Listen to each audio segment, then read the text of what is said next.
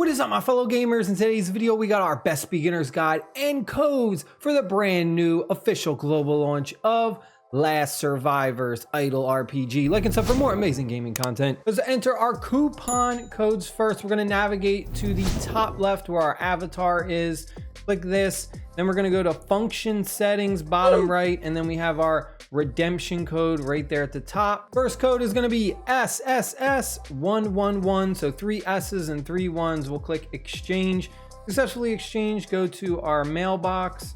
So we're going to go right here to our mail. We just got that 100 diamonds, and we also get a 10 pull as well. Next code we got is going to be DS777 exchange, successfully sent to our mailbox. Next one, DS888 exchange, sent to our mailbox. Next one is DS999 exchange. Then we got FT888 exchange. And then our final code is going to be VIP888 exchange. All right, so hopefully all of those codes help you out and you get a bunch of free rewards to start. Now let's go over some additional things that is very, very important. You get a lot of pre-registration rewards in this game. Specifically, one that's important is going to be we get this free 5-star legendary hero selection chest.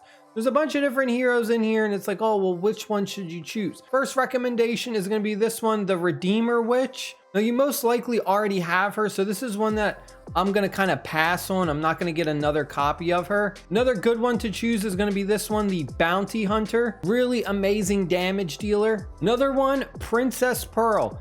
She has abilities where she goes ahead and she just instantly destroys enemies when they have a certain percentage of health left. But the personal one that I am going to choose is going to be this guy right here, Will to Titan. He has the ability to recover health, and he also has another skill that gives him control immunity. So this is the one that I am going to specifically choose. So I'm going to click this and use. And when it comes to leveling up your characters, don't be afraid at the beginning to level up like bad characters, or because you can go ahead and reset them back to level 1. You'll get all the materials back that you invested in them. Just click on the character that you want to reset and then go to the top left corner. It's right below the lock icon. It says Second Life. Click that Second Life icon and you're going to see at the bottom, you can regenerate for free. So you can just click free regeneration and you can do this for a while. At the bottom, it says until you reach the 100th stage. Now, as a brand new player, a lot of features are locked behind your progress, specifically through the campaign. So a lot of these things you see on the screen, you may not have on your screen. All you got to do is click challenge level and just continue to go through all of the campaign missions. As you go through the campaign missions, a lot of features unlock, like PvP arena, your daily quest rewards. That's like your main focus, is just getting through all of the campaign missions and unlocking all of the content. We head on over to the city area, go to the shop. We got our good luck shop and our daily offer. For your good luck shop, the game kind of gives you a really good hint of telling you like what's your must buy.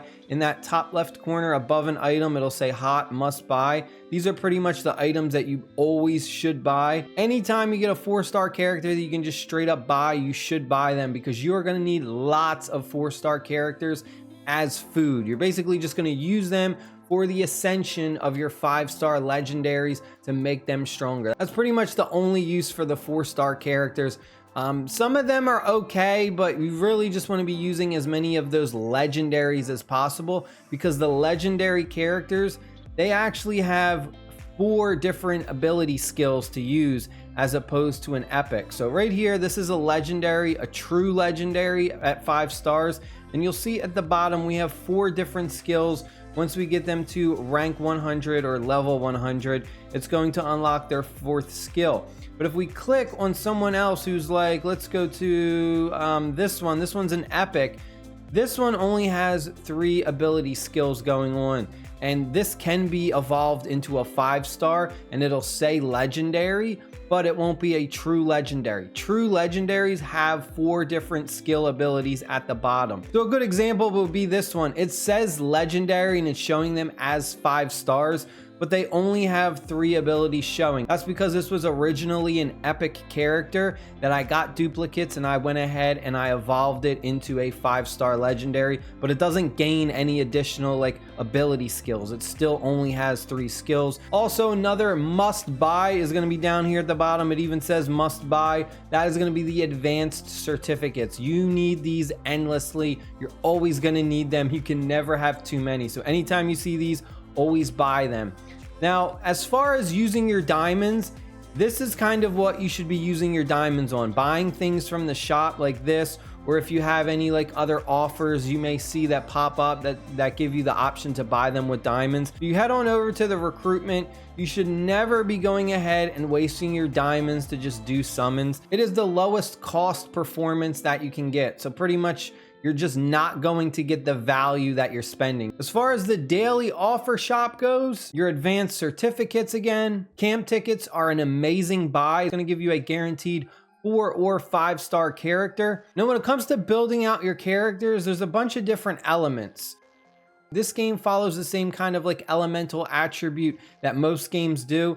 We have our blue, we have our red, we have our green. They have different names. We have Rose for blue, Madman for red, and then Wildness for green. And you can kind of see that each one counteracts the other in a rock, paper, scissors combination. But then on the right side, we have our light and our dark, which is Canopy and Abyss. Now, those are like the hardest characters to build out, and you really shouldn't invest too heavily in those if you even do pull one.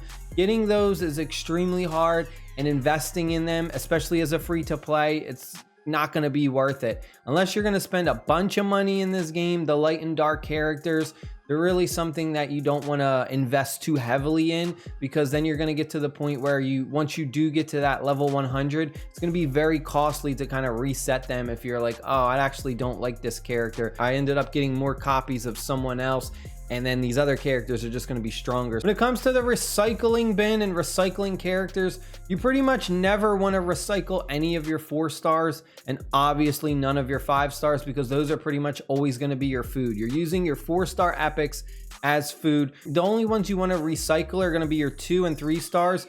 So I come into the recycle bin area and I just make sure I check that off right here where it says recruit 2 to 3-star partners, and it automatically recycles them. So that way I don't have to come into this recycling bin and have to do like quick selection or like tap on each one or decide which ones I want to recycle. As a new player, you're going to run out of character space early. The game gives you like 300 free draws at the beginning, and you can only have a certain amount of characters. Like in our inventory, we only have 100 spaces for characters.